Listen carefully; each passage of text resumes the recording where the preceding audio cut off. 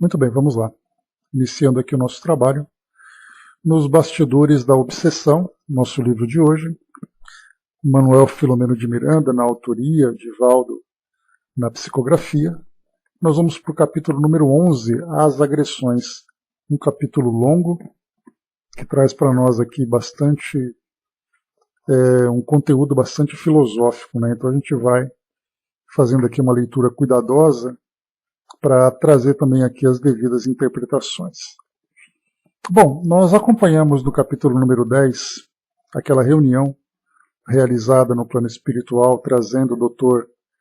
Teofrastos, né, o irmão Teofrastos, para conversar com o irmão Glaucius e também o irmão Saturnino a respeito das dificuldades enfrentadas por Ana Maria, Henriette Marie, que era aquela nossa personagem, né, que, como encarnada, vivia aquela grande dificuldade de ter desenvolvido a hanseníase, a lepra, como resultado do processo obsessivo. E aí então, ela sendo o grande amor de Dr. Teofrastos, ela então eles estavam então convocando esse espírito para que ajudasse no processo de desobsessão e, ao mesmo tempo, o fortalecimento dela para que pudesse se desenvolver. Dr. Teofrastos, dentro do planejamento reencarnatório que eles estavam elaborando, ele então reencarnaria como filho dela, a princípio, assim como também Jean Villemin, que era aquele religioso, aquele sacerdote, que era ali o grande obsessor com quem ela tinha aquela ligação no passado, né? Então, formando ali aquele triângulo, né, de experiências em que Dr. Teofrastos e Ana Maria eram dois jovens, né, que se amavam, né?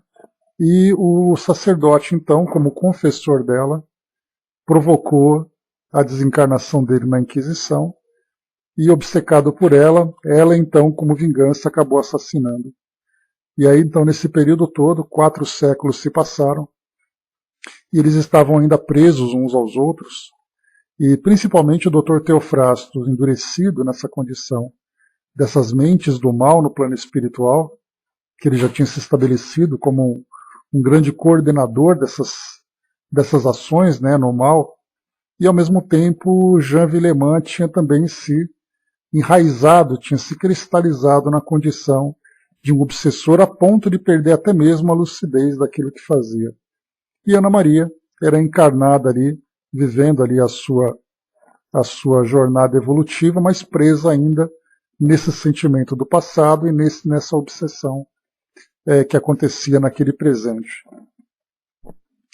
Tudo isso vinculado à família Soares, né? A gente não esquece deles, porque foram com eles que nós iniciamos, né, o acompanhamento dessa história. E aqui, então, no final dessa reunião, foi proposto não, né, era um planejamento, mas houve uma proposta em que Ana Maria seria, então, receberia como filhos tanto o irmão Teofrastos como também esse Jean Villemin. A princípio ela concordou em ajudar, claro, né, o Dr. Teofrastos, que era um grande amor que ela tinha, mas ela se negou a princípio a receber Jean Villemin, que ela dizia odiar profundamente. O irmão Glaucus argumentou, mostrando exatamente que o afastamento de Jean Villemin como obsessor para tratamento, né, no plano espiritual permitia que ela se curasse daquela lepra que viria para as pessoas de uma forma miraculosa, e que essa mesma bênção que ela recebeu, esse mesmo benefício que ela recebeu, ela também poderia conceder a esse espírito, auxiliando no seu desenvolvimento. Então ela se casaria, teria 2 filhos, esses 2 filhos então reencarnariam através dela, missão essa então que ela aceitou, apesar ali do temor, né, das dificuldades que ela poderia enfrentar. Então, a nossa história terminou aqui nesse trecho. Ela foi então reconduzida ao corpo, lá naquele hospital dos doentes, né, de hanseníase, e aqui então finalizou assim: depois de mais alguns estudos sobre a nova condição do irmão Teofrastos, esse aproximou-se da porta e despediu-se, e despediu os guardas, né, porque ele veio para essa reunião acompanhado de 2 guardas lá do anfiteatro, né, que era onde ele dirigia, né, local que ele dirigia. E aí então, como a gente conversou, essa mudança de ideia dele, de abandonar o posto de grande chefe do anfiteatro para se aproximar dessas falanges do bem, para ele era muito difícil, né, porque ele vivia esse conflito entre a relação que ele tinha com aquele grupo naquela dimensão do plano espiritual e agora com essa nova proposta. E mais ainda, o temor que ele tinha de toda a culpa que ele carregava pelo mal que ele fez a todas as pessoas que ele ajudava, que ele impunha a sua própria justiça. Então esse era o grande medo que ele tinha. Mas no final aqui então, ele despediu os 2 guardas, ficando combinado que ele se demoraria naquela casa sob os auspícios dos instrutores, até o momento em que seria encaminhado a uma colônia preparatória para a reencarnação futura. Mesmo porque outros trâmites no processo da desobsessão de Mariana requereriam sua presença. Então Mariana, a nossa personagem encarnada, ela que era ali então o foco principal na família Soares, que acabava sendo ali assediada, né, pelos espíritos. Ante os sucessos daquela madrugada, o irmão Glauco, sensivelmente comovido, orou a Jesus em gratidão e os trabalhos foram encerrados depois que fomos conduzidos ao lar. Então vamos lá, capítulo número 11 agora. Como eu coloquei para vocês aqui, um capítulo longo, com muita teoria e poucos relatos, mas a gente vai então aqui acompanhando devagar. Inicia assim então: as agressões. Para o espírita decidido, a tranquilidade de consciência ante o dever retamente cumprido é o melhor prêmio que ele pode oferecer a si mesmo. Esse era o estado que nos dominava, enquanto estavam em curso as tarefas a que os problemas da família Soares nos convocaram e que, por mercê de Deus, fôramos honrados pela oportunidade de servir. Não poucas vezes nos surpreendíamos empolgados pelas evocações, que, conquanto não tivessem toda a clareza que gostaríamos de experimentar, se nos apresentavam em painéis de recordação agradável. Mesmo quando a memória registrava os fatos com as tintas sombrias de pesadelos, em que a receio assomava incontrolável, lembrávamos-nos do mestre inconfundível, do que lhe custara descer aos homens e experimentar sem queixa a convivência com as paixões humanas, suportando o fardo pesado das incompreensões dos que os cercavam, acostumados, conforme viviam, com as questiúnquilas do imediatismo. Nesse primeiro ponto aqui, então, destrinchando, ele comentava aqui primeiro com a oportunidade de servir com a consciência tranquila, que era ali a base, né, para esses espíritas que estavam envolvidos nessa tarefa. Ele coloca aqui sobre a empolgação das evocações, no caso, né, e olha que interessante, ele coloca eles como encarnados, no caso aqui o médium Moraes, o próprio Filomeno de Miranda, né, e também ali o diretor, me esqueci o nome dele agora, mas eles eram evocados para o plano espiritual, e não evocados, o contrário, né, quando nós evocamos os espíritos para se manifestarem, mas eles eram evocados para, através da emancipação, trabalharem no plano espiritual. Ele coloca aqui para nós que essas evocações, essas presenças no plano espiritual nem sempre eram devidamente registradas na memória, né? Isso porque quando o espírito retorna ao corpo físico, ele acaba perdendo muito daquilo que ele vivenciou durante aquela experiência, né, em desdobramento.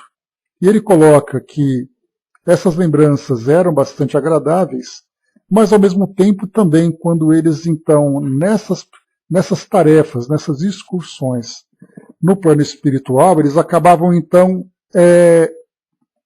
se dirigindo a essas dimensões inferiores, encontrando ali cenários bastante perturbadores. E esses cenários surgiam na memória deles, ainda que fragmentadas, trazendo ali aquela sensação do pesadelo, mas que mesmo assim era um sacrifício, que era válido exatamente porque ele trazia o exemplo de Jesus que, saindo das esferas celestiais, chegava aqui entre os humanos encarnados e vendo aqui todas as dificuldades que nós mesmos criamos por causa das nossas paixões, por causa das nossas, da nossa pressa em resolver essas pequenas questões do nosso cotidiano. Então, lembranças agradáveis e lembranças desagradáveis, que não eram apenas sonhos, mas eram parte de uma realidade.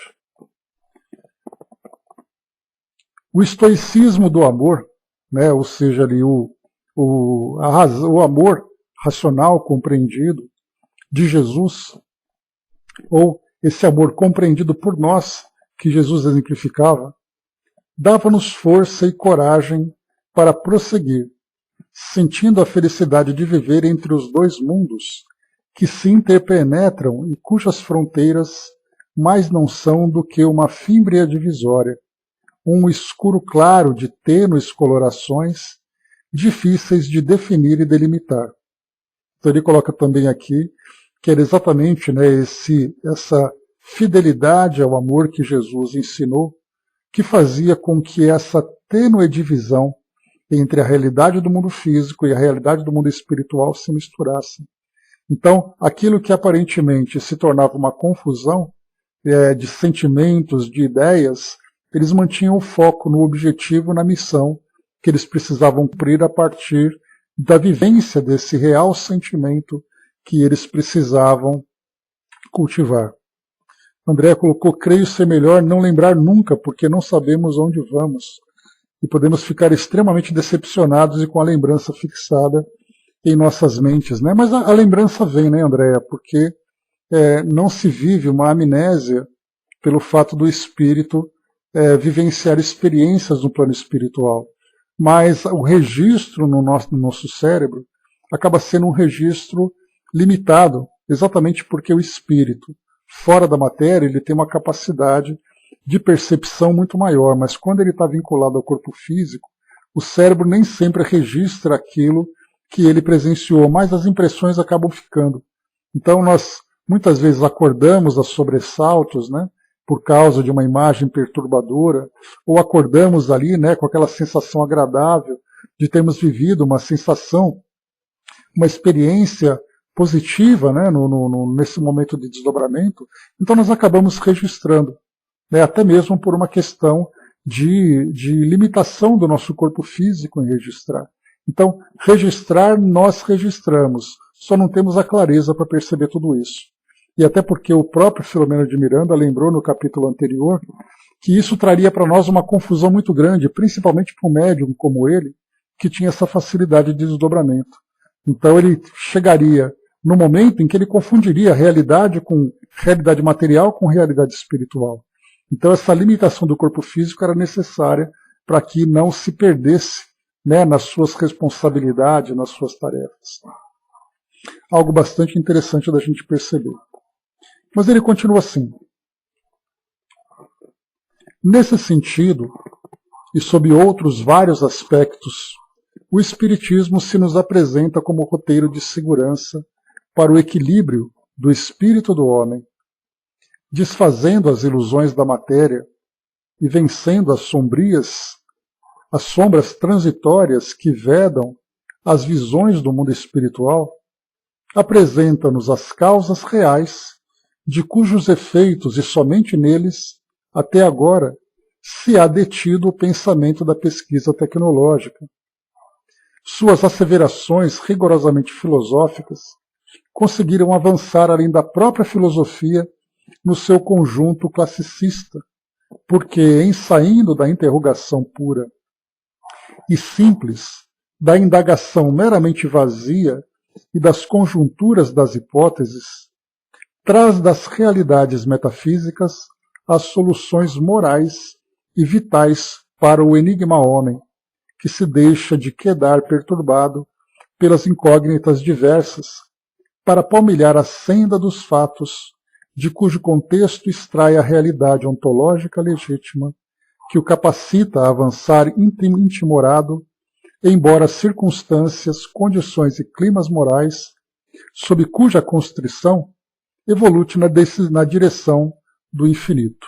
Então ele vai dizendo para nós aqui que o Espiritismo, através da sua filosofia, através também da sua própria ciência, de nos mostrar a realidade do mundo espiritual, através do seu aspecto filosófico, nós entendemos as causas e os efeitos, fazendo com que nós então tenhamos uma vivência muito mais objetiva, visando ali o nosso crescimento, e não apenas vivendo, né, de uma forma pragmática, né, de uma forma prática aquilo que o mundo vai oferecendo.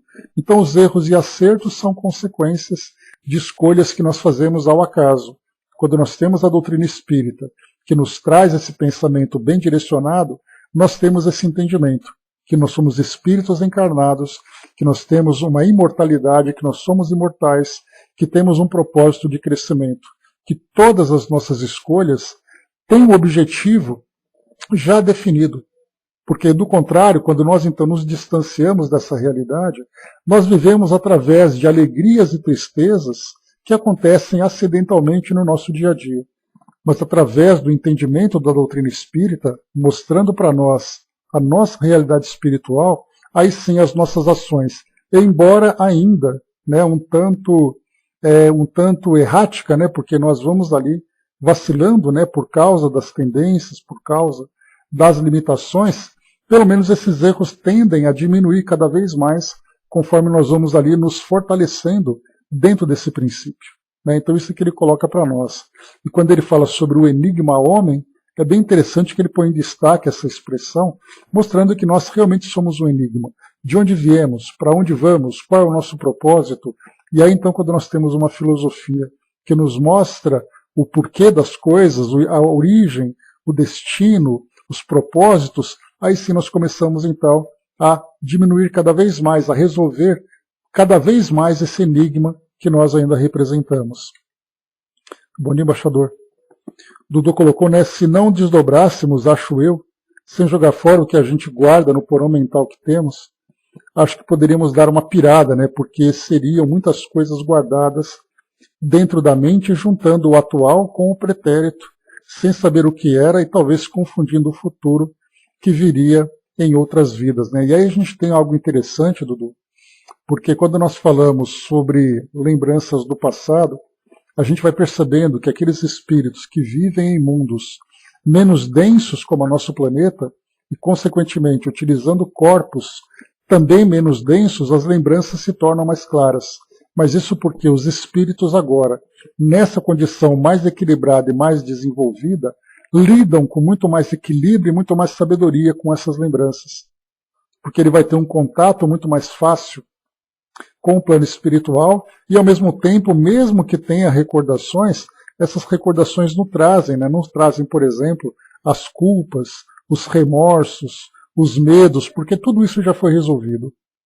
Então, para eles, esse passado literalmente é um passado. Para nós, hoje, esse passado ainda se faz muito presente. Porque me lembro, né, de Maíse Braga, lá da Comunhão Espírita de Brasília, nós somos o passado em forma de presente. Então significa que o passado está muito, muito presente ainda, ele está muito concreto, muito sólido na nossa consciência, por causa das situações que nós estamos vivenciando. Já como espíritos regenerados, que é essa proposta que nós estamos vivenciando agora, saindo de mundo de provas e expiações para o mundo de regeneração, o espírito regenerado ele olha para trás sem medo, ele olha para trás sem culpa, porque ele sabe que sim, ele tropeçou durante a sua caminhada, mas ele já se levantou, já se regenerou, já se desenvolveu, e isso para ele apenas são lembranças que ele traz de toda a sua história, sem que isso provoque algum efeito negativo naquele momento que ele está vivendo. Mas para nós, enquanto nós vivemos aqui no mundo ainda de provas e expiações, esse corpo físico que nós temos denso nos prende realmente a essa nossa realidade. E as eventuais lembranças que nós trazemos de experiências no plano espiritual ou de lembranças do nosso passado, vêm de uma forma limitada para a esmagadora maioria de nós e que tem um objetivo de nos auxiliar no nosso crescimento. Alguns sofrem muito por isso, mas esse sofrimento tem também um propósito de assistência para nos ajudar no nosso crescimento. Eu ainda vejo em vidas atuais, terrenas, algumas mágoas guardadas dentro da gente, né? Tal a mudança da gente com as pessoas, espírito agora, né? Pois é. Sim, né? Porque é exatamente isso, né? O nosso presente, as experiências estão sendo ainda processadas. Aquele passado que trouxe essas mágoas, essas culpas, essas dores, se manifestam agora nas relações que nós vivemos, na forma como nós estamos vivendo aqui o nosso presente. Então não dá para dizer assim, eu errei no passado, não tem problema. Tem sim, porque aquele passado está repercutindo agora. Agora, conforme a gente vai crescendo, evoluindo, aquele passado já existiu, a resolução dele já aconteceu, e nós estamos ali livres para olhar para o passado, acompanhando aquele álbum de fotografias de eventos anteriores, sem que isso atrapalhe o caminho que nós estamos seguindo. Então é parte desse processo de aprendizado que nós estamos vivendo. Avançando um pouco mais, vamos em frente aqui, seguindo aqui com o que ele coloca para nós. Então ele falava sobre o espiritismo e a importância da doutrina espírita no equilíbrio do nosso direcionamento, porque enquanto nós estamos aqui no mundo físico, estamos nos debatendo, tentando entender o porquê das coisas, a doutrina espírita transcende as barreiras do mundo físico e nos mostra a realidade espiritual, mesmo que nós estejamos aqui ainda. Eu assistia a um documentário no Discovery que tinha como título O que é o tempo? E é muito interessante quando a gente pega o tempo dentro da percepção da ciência ou da visão da ciência, as teorias que, por exemplo, Isaac Newton trouxe, Einstein também trouxe, cientistas contemporâneos elaboram suas teorias para entender as nossas percepções, o efeito biológico do nosso entendimento a respeito do tempo, se o tempo existe um tempo universal, como se fosse um tempo central, né, embora cada região do universo perceba o tempo de um modo diferente. Então é muito interessante ver a nossa ciência tentando entender o tempo como seres encarnados, sem terem o entendimento da realidade espiritual, porque conforme os espíritos trazem no Livro dos Espíritos, que a percepção do tempo é diferente daquelas que nós temos hoje, como encarnados, em que o nosso ciclo biológico vai então dirigindo o nosso entendimento, né? Ou seja, dia e noite, a evolução do tempo, os fenômenos fisiológicos do nosso corpo, como dormir, acordar, sentir fome, né? Então tudo isso para nós são essas referências que vão provocando nossos sentidos para entendermos o tempo. Mas é muito engraçado assim, as teorias que são feitas, que são válidas sem dúvida nenhuma, porque afinal de contas é um exercício para o nosso intelecto. Mas quando esses mesmos cientistas deixarem o mundo físico e forem para o mundo espiritual, eles perceberão que todas essas teorias não passavam de rabiscos infantis. Por mais elaborados, por mais complicadas que fossem as fórmulas, como espíritos eles verão tudo isso completamente diferente. Então é o que nós vemos aqui. Se nesse documentário fala sobre o que é o tempo, muitas vezes nós perguntamos o que é a vida. Mas como entender a vida se nós estamos encarnados, vivendo fenômenos como nascimento, envelhecimento, morte, tentando entender o que é a vida apenas no sentido biológico, sem sequer compreendermos a nossa realidade espiritual. E até mesmo essa questão sobre a vida, ela tem vários aspectos. Você pode falar o que é a vida para um médico, por exemplo, ele vai dizer que a vida ela existe enquanto o corpo apresenta sinais vitais. Enquanto o corpo funciona com o seu metabolismo, com suas reações. Você pergunta para a vida, para um religioso, ele vai dizer que a vida é uma bênção divina, que é uma criação de Deus. Você pergunta para um filósofo, ele vai dizer que a vida, né, penso, logo existo, por exemplo. Então somos nós aqui, fechados dentro dessa caixa, que é a vida material, tentando adivinhar o que existe lá fora dessa caixa. E a doutrina espírita, como a gente já conversou, ela é exatamente aquele instrumento que faz um furinho na caixa, que permite que a gente, fechado dentro dela, consiga olhar por essa pequena fresta alguma coisa que existe do lado de fora. Mas é apenas ali um pequeno furinho, porque a doutrina espírita mostra para nós somente ali aquilo que nós podemos hoje compreender. Mas no momento em que nós não apenas desencarnarmos, mas conseguirmos vivenciar a nossa realidade espiritual, aí a nossa visão sai de dentro da caixa e passa a ter uma visão exterior sobre essa realidade que nos envolve. Então, enquanto nós estamos fechados, todas as teorias são elaboradas. Se existe vida além do nosso planeta, porque nós estamos vivendo dentro dele, o que é o tempo, apenas vivendo como encarnados, o que é a vida, a partir da nossa visão como seres biológicos, não como seres espirituais. Então a doutrina espírita vai nos permitindo ter essa visão mais ampla, saindo da realidade material e transcendendo essas barreiras, indo para a realidade também espiritual, que é a nossa verdadeira realidade, tentando ter um entendimento maior. Mas mesmo assim nós temos muitas dificuldades, porque a doutrina espírita ela nos ajuda hoje a sairmos das dificuldades que nós estamos vivendo, a lidarmos com os nossos conflitos, trabalhar a nossa evolução. Não temos ainda a capacidade de utilizar esse entendimento que a doutrina espírita tem para entender o sentido de tudo que existe no universo. Ela serve para nós hoje dizendo que existe causa, que existe efeito, que existem elementos morais que precisam ser trabalhados e desenvolvidos. Então dá para a gente imaginar o que se passa, por exemplo, quer dizer, imaginar no sentido alegórico, né? O que se passa na mente de um espírito puro, a percepção que ele tem de tudo, a visão que ele tem do universo. É algo muito interessante a gente pensar assim. Mas são tentativas, né? Dudu colocou, né, o tempo e o espaço entre o que guardamos e entre o que fomos e fizemos ontem, com o agora, que ainda guardados, sentimos o não parar quando presenciamos a vida, nascendo e morrendo a todo tempo. O tempo nasce e morre dentro da gente a toda hora. E a gente, sem compreender, só vive sem saber o que ele vai dar a gente durante a vida que temos, né? O tempo, né? Pois é. Então o tempo é o espaço, né, entre o que guardamos e o que fomos.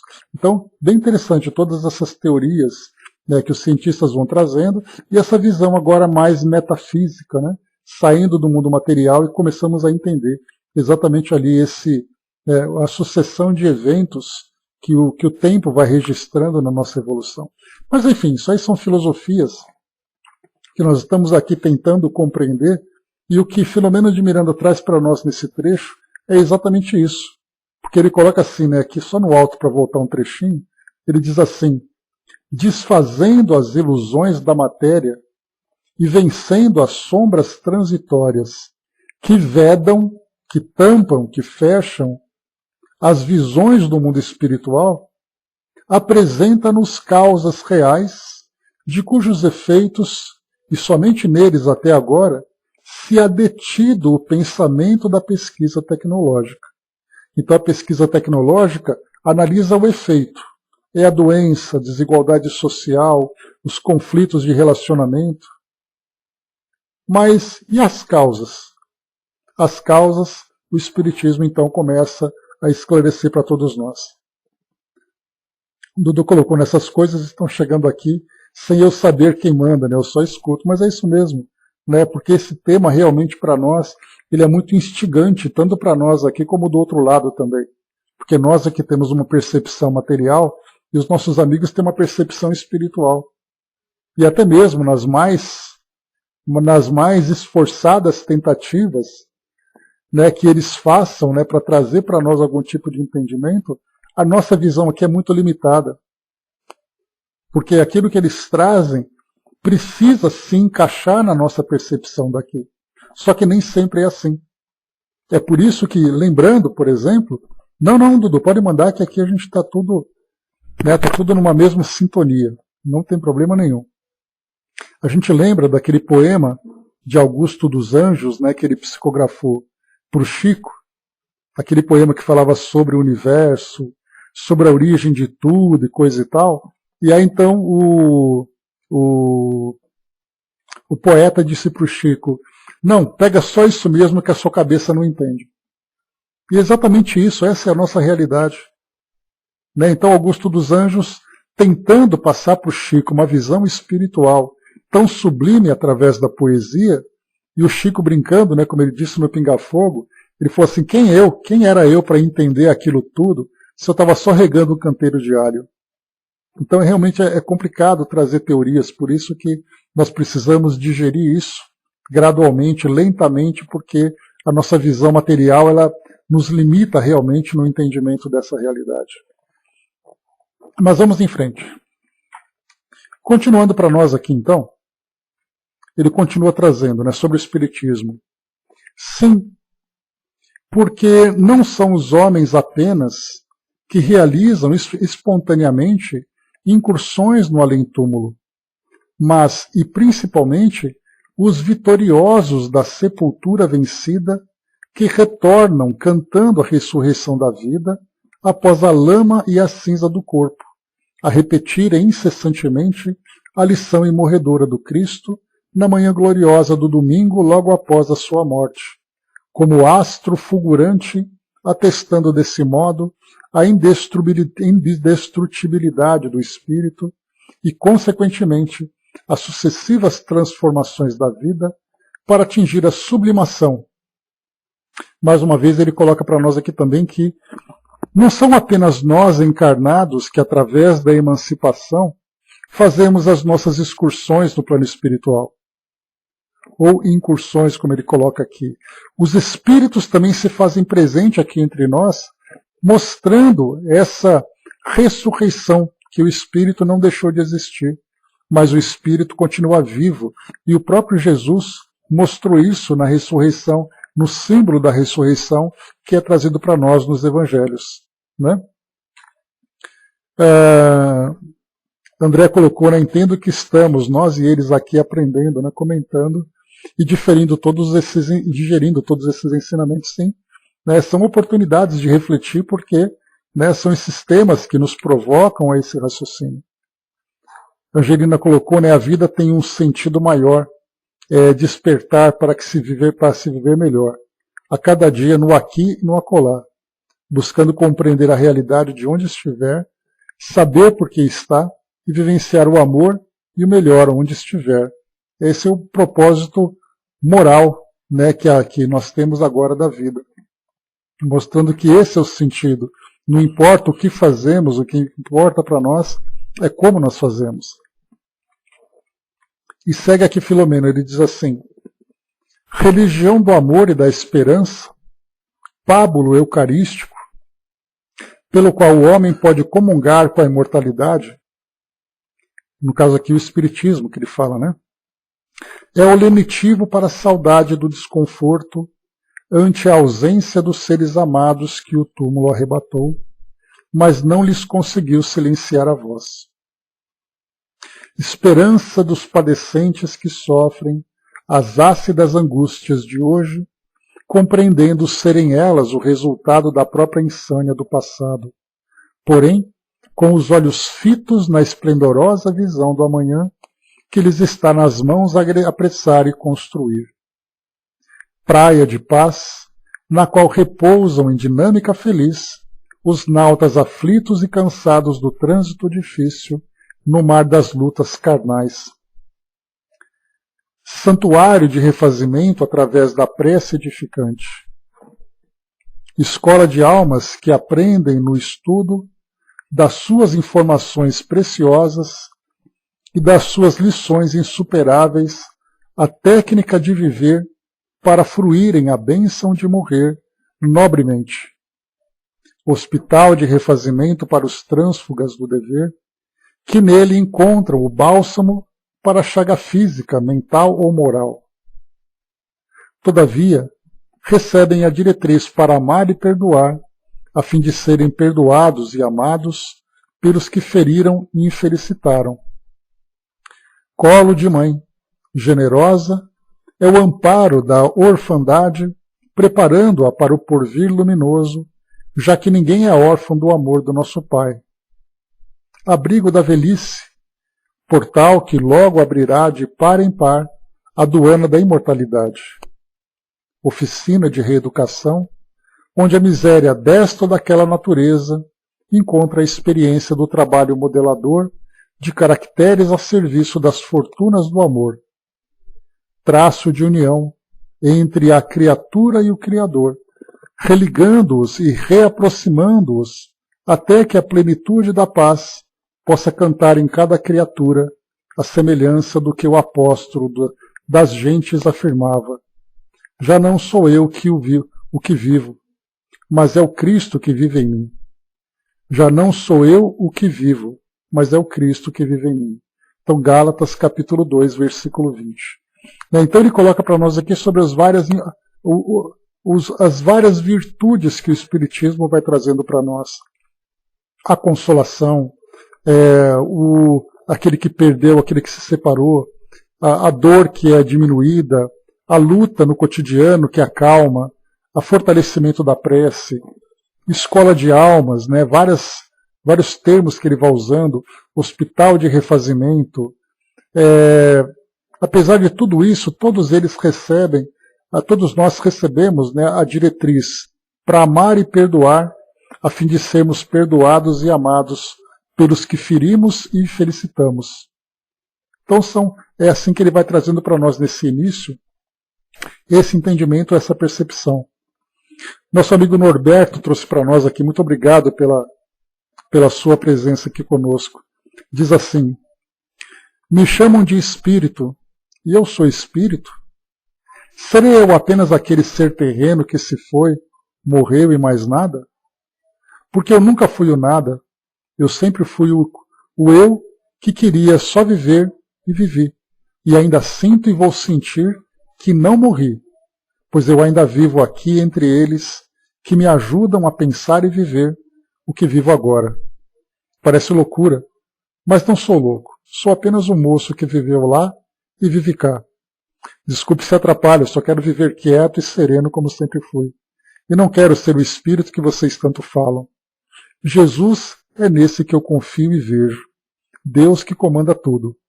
Então, e eu que só vivo, né? Então o Norberto trouxe para nós, obrigado pela sua colaboração aqui com a gente. E realmente, tudo isso para nós, né? Nós somos ainda aquela formiguinha que vive no meio de uma floresta, tentando entender a grandiosidade que ela representa. Não apenas em termos de extensão, mas em termos de vida, em termos de sentido, de propósito. Então a nossa mente ainda é tão limitada que nós pensamos que nós entendemos ainda. Avançando um pouco mais, diz assim para nós: as altas responsabilidades consequentes do conhecimento do Espiritismo forjam homens verazes, cristãos legítimos. Neles não há campo para a coexistência pacífica do erro com a retidão, da mentira com a verdade, da dissimulação com a honestidade, da lealdade com a hipocrisia, da maledicência com a piedade fraternal, da ira com o amor. Então ele coloca para nós que, conforme as nossas responsabilidades vão se dilatando a partir da compreensão do Espiritismo, não é possível para nós vivermos essa dualidade, especialmente naquele aspecto negativo. Quando nós vivemos o positivo, o negativo passa a incomodar, o negativo passa a machucar. E aí então nós procuramos, e esse é o nosso dever, trabalhar para que esse negativo seja cada vez mais neutralizado, até o momento em que ele seja completamente dominado, controlado em nós. Por isso ele continua dizendo: compreendendo que ser espírita é traçar na própria conduta o comportamento do Cristo, a exemplo de todos aqueles que o seguiram, e consoante preceitua o eminente apóstolo Allan Kardec, o aprendiz da lição espírita é alguém que combate permanente pela própria transformação moral, elevação espiritual e renovação mental, com vistas à perfeição que a todos nos acena e espera. Então esse é o propósito. Conforme a gente vai, através da prática, através do exercício contínuo e através do aperfeiçoamento, nós nos aproximamos cada vez mais desse objetivo final, mesmo que a distância que nos separe agora seja uma distância abissal. Mas gradualmente a gente vai conseguindo. Como foi lembrado aqui mesmo no nosso trabalho aqui nesse estudo, se nós não conseguirmos passo a passo, se nós conseguirmos centímetro a centímetro, ou mesmo milímetro a milímetro, o trabalho está sendo feito. Caberá a nós, então, intensificar cada vez mais conforme a gente vai se fortalecendo. E ele diz ainda, agora falando deles próprios personagens aqui da nossa história. Sem dúvida, sentíamos a fragilidade das nossas fracas forças e buscávamos na prece o refúgio e na meditação o refazimento, aurindo energias e vitalidade para atravessar bem os dias do trabalho superior no qual nos encontrávamos e cujo êxito, em grande parte, dependia da contribuição que pudéssemos oferecer. Com muita propriedade se assevera que a insegurança de uma muralha está na pedra que se encontre mal colocada. A insegurança de uma muralha está na pedra que se encontre mal colocada. Arrancada esta, mais fácil se faz conseguir se deslocar outra, e assim sucessivamente.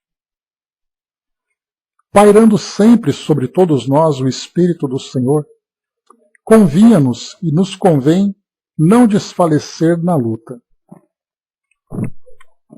Com tais pensamentos irrigando-nos a mente, no encontro imediato à excelente entrevista mantida com o irmão Teofrastos, pela psicofonia cristalina do médium Moraes, o benfeitor Saturnino elucidou-nos de que as operações espirituais em andamento, com o consequente deslocamento do diretor do anfiteatro, em breve se refletiriam entre os demais componentes dos diversos grupos de espíritos infelizes ligados ao mal, de maneira negativa, e que, logo se refizessem do choque, arremeteriam violentos, tentando uma revanche injustificável, perniciosa e de resultados para eles sempre mais danosos. Convinha que nos mantivéssemos nos padrões do Cristo, para, resguardados por nossa vez, resguardarmos os resultados superiores da empresa da luz. Aqui então já começa a direcionar para nós sobre os fatos que eles estavam vivendo.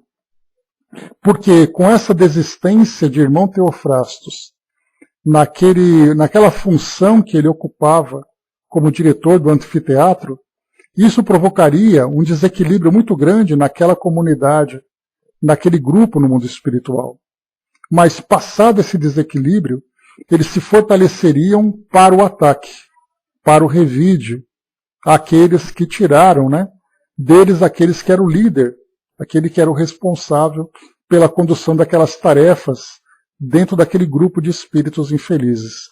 Então aqui, Filomeno de Miranda chama a atenção que era necessário, então, maior atenção para que eles, então, resguardassem os resultados superiores da empresa da luz, não deixando brechas. Porque conforme ele coloca para nós lá em cima, aquela grande muralha que pode ser construída é facilmente demolida se você encontra uma pedra solta. Porque você tirando a primeira pedra, as demais vão saindo e a tendência é desmoronar toda a estrutura. Aqui nós falamos moralmente. Uma fraqueza moral nesse grupo seria o suficiente para desmantelar todo o projeto de assistência que eles estavam trabalhando. E continua. Devidamente esclarecidos e também fortificados, continuamos nas tarefas habituais da propaganda espírita, quando, uma semana depois, começamos a experimentar, quase todos nós, os encarnados participantes do labor abençoado, singular melancolia e alguns traços de irritabilidade no comportamento.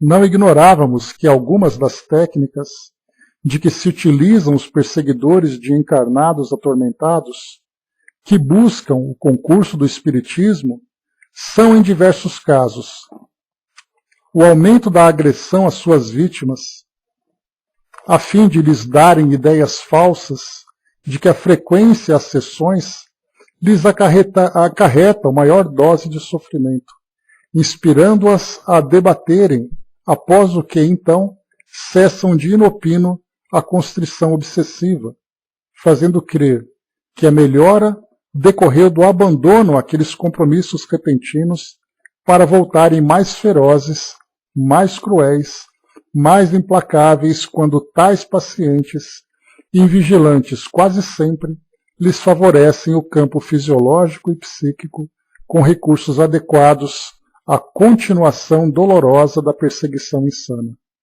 Nessa primeira parte, então, ele diz assim, que não são raras as vezes em que aqueles que, de alguma forma, se fortalecem não apenas no espiritismo, mas aqui para nós o espiritismo é o principal, mas demais religiões também, muitos daqueles que abraçam a doutrina espírita para se fortalecerem, são alvos de ataque. Esse ataque, então, vai fazendo com que o desânimo, vai fazendo com que as desilusões se tornem mais frequentes. E aí, então, a pessoa vai se afastando da doutrina e, por coincidência, entre aspas, essa constrição obsessiva vai também diminuindo. Então a pessoa dizia, bom, então foi só eu me afastar que esses problemas acabaram. Mas aí lembra depois que,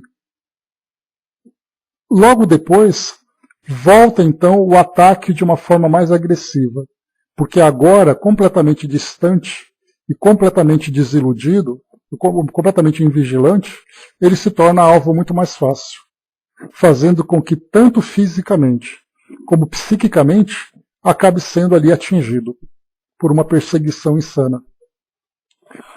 E ele continua. De outras vezes, agem de maneira bem característica.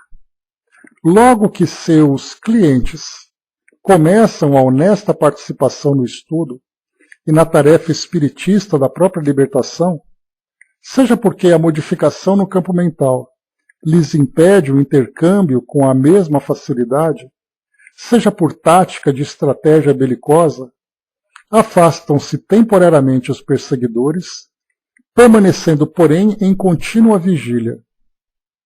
Os incautos logo experimentam a falsa libertação, reconhecem a desnecessidade do conhecimento clarificador e se dizem comprometidos com programas sociais e de outra ordem, transferindo para o futuro os deveres espirituais e partem lépidos a gozar. Afirmam-se reconhecidos e consideram a coincidência da cura, exatamente quando passaram a examinar o problema à luz do espiritismo, mas lamentam as circunstâncias que os obrigam a um temporário afastamento. Quando a questão já lhes parece vencida, sem que as dívidas tenham sido necessariamente resgatadas, desde que nada fizeram por corresponder à confiança da vida, eis que os verdugos perseverantes que os seguem retornam vigorosos e mais constringentes se fazem, com altas doses de fereza, sem que os obsediados contem com quaisquer recursos a seu favor, considerando que nada providenciaram para a hora da aflição e do desconforto. Não desconhecíamos que em todo o processo de desobsessão, se a vigilância, a oração e o jejum moral são condições essenciais, o otimismo e o bom humor não podem ser relegados para trás.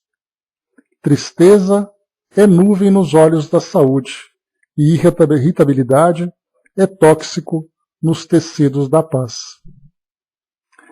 Contudo, experimentávamos certas sombras psíquicas, investindo insistentes, constantes. Então a gente viu aqui nesse trecho, essa orientação, a Miriam colocou aqui que isso é bem comum. Então é sempre assim, quando nós temos, e mais uma vez eu coloco não apenas aquilo que a doutrina espírita nos traz, porque além da transformação moral, ela também nos traz um conhecimento sobre a realidade do mundo espiritual. Mas nós vamos encontrar também em outras escolas religiosas pessoas que vivenciam a filosofia com verdade, com sinceridade, e se trabalham moralmente, realmente, a partir da vivência dentro daquela escola, mesmo que não compreendam a realidade do mundo espiritual. Nesse momento em que se abraça essa causa e começa a se trabalhar espiritualmente para se fortalecer, aqueles inimigos que continuam ali próximos, aqueles espíritos que ainda trazem questões morais pendentes, afetivas também, claro, junto àqueles encarnados, eles então promovem esse desequilíbrio, para que a pessoa comece então a se desviar desse objetivo, mantendo sempre aberta as possibilidades, as possibilidades de influência, de condução, de desejos, de se vingarem, de colocarem em prática a sua própria justiça. Então isso acontece com todo aquele que sinceramente começa a se transformar e que traz ainda tendências, ou melhor, traz ainda pendências do passado a serem resolvidas. Então, assim, mantendo distante, invigilante, com as guardas baixadas e ainda sofrendo esse desequilíbrio, se tornam alvos mais fáceis. Então essa é a ideia que ele coloca para nós aqui. E para finalizarmos, diz assim: convocados a uma reunião extraordinária, a palavra de Saturnino, sempre pronta e luminosa, veio em nosso encontro. Como tudo são lições e a aprendizagem tem maior valor quando o aluno é coparticipante do ensinamento, nele atuando, o venerável benfeitor nos admoestou bondosamente, conclamando-nos à resistência contra o mal do ensinamento evangélico e corroborando a advertência anterior de que as investidas da organização logo se fariam sentir conforme era de esperar. Levantássemos o espírito e marchássemos irmanados, de maneira a nos sustentarmos uns nos outros, repetindo ainda, cristianíssimo, onde quer que se encontrem 2 ou 3 pessoas reunidas em meu nome, eu com elas estarei, da inesquecível lição de São Mateus no capítulo 18, versículo 20. A oração em conjunto, a reunião de pensamentos, consegue a bênção da fraternidade e esta a socorro recíproco. É muito fácil arrebentar-se uma vara isolada, mas não se pode fazer o mesmo a um feixe.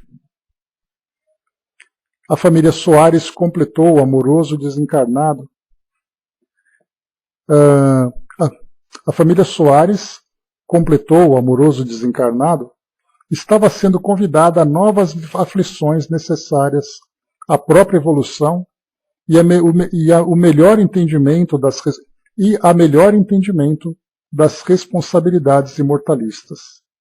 Sendo a dor a melhor forma de o homem entender as realidades da vida por enquanto, era bem certo que o sofrimento faria o seu mistério. Terminada a reunião, quando já nos recolhéramos ao lar, Petitinga chamou-nos ao telefone convidando-nos a demandar o lar dos Soares, onde infeliz acontecimento transcorrera e Dona Rosa, muito aflita, lhe solicitara a urgente visita. Então nós vamos parar aqui na nossa deixa para continuarmos no nosso próximo encontro e finalizarmos esse capítulo. Ele tem aqui quase 15 páginas, então ele é um capítulo bem longo. Nós vimos aqui até agora 3 páginas, Então, dessas 3 páginas, vieram principalmente aqui ensinamentos valiosos a respeito do papel que o Espiritismo tem no nosso esclarecimento a respeito da nossa realidade, a respeito da realidade espiritual, dos valores que nós precisamos desenvolver para que nós cresçamos, para que nós evoluamos. Traz para nós aqui também a respeito do retorno que esses espíritos que foram aqui violados nos seus, entre aspas, direitos de fazer justiça, a forma como eles então intensificarão o ataque. Tanto aqui no caso, a instituição que presta esse serviço de afastamento, né, de reequilíbrio, de assistência a essa família, como na própria família. Exatamente porque, se distanciando cada vez mais, porque nós percebemos que o trabalho que eles estavam fazendo afastou, por exemplo, aquele espírito obsessor de Mariana, afastou também o espírito obsessor de Ana Maria, mas a organização como um todo é aquela história, né? Você tira um espírito, outro se aproxima. Então, na verdade, o trabalho tem que ser feito na fonte, naquele que sofre a influência, naquele que sofre a obsessão. Porque é através do seu trabalho de fortalecimento é que, afastando um, se aproximando do outro, a resistência permanecerá. É difícil, é um trabalho doloroso, mas é um trabalho necessário. Porque, infelizmente, nós ainda trazemos muitas dessas pendências de nossas existências anteriores. E é natural que esse débito seja cobrado por aqueles que ainda não compreenderam, né, o propósito, o sentido da vida. Portanto, eles querem fazer sua própria justiça, desconhecendo, por exemplo, a justiça de Deus. E nós ainda, por nossa vez, ainda diante das fraquezas de não nos vermos como espíritos imortais, vivemos os prazeres imediatos. Só que nesses prazeres imediatos, muitas vezes, nós lesamos o outro em benefício de nós mesmos. E essa lesão terá que ser reparada mais dia ou menos dia. Então, meus amigos, encerramos por aqui o nosso estudo de hoje. Nessa parte inicial, muito mais filosófica, né, vale a pena depois lermos novamente cada um dos pontos que foram apresentados para nós aqui, né, para que tenhamos um entendimento melhor. Dudu colocou, né, hoje, 19, minha mãe, há 1 ano voltava para casa e eu estou me sentindo tão sozinho, não é tristeza. Mas é tão estranho, né, para quem conhece o que estuda e sabe que ela está bem, né, a saudade dessa pessoinha é tão grande, né, precisava escrever isso agora para vocês, minha família espiritual, né. Então é verdade, né, isso sempre, a saudade é sempre presente, né, porque a gente lembra, né, que o entendimento não tira a saudade, o que ele faz é transformar essa saudade da dor por uma saudade da vontade de estar junto. É muito diferente, né? Então, aquela dor da perda se transforma na saudade, né? E a saudade, como lembra o Chico, né, mesmo que muitas vezes lágrimas caiam de saudade, essa lágrima faz bem para aquele que fica. Agora, quando a lágrima cai de forma de revolta, machuca o espírito que foi, né? Então, por isso, é o que a doutrina faz, ela transforma a nossa dor da perda, transforma num sentimento de saudade, né? Então, isso é muito natural e a gente vai aprendendo a lidar com isso, principalmente cultivando a paciência e a confiança, né? Que no momento certo os reencontros acontecerão. E para isso nós temos que estar prontos.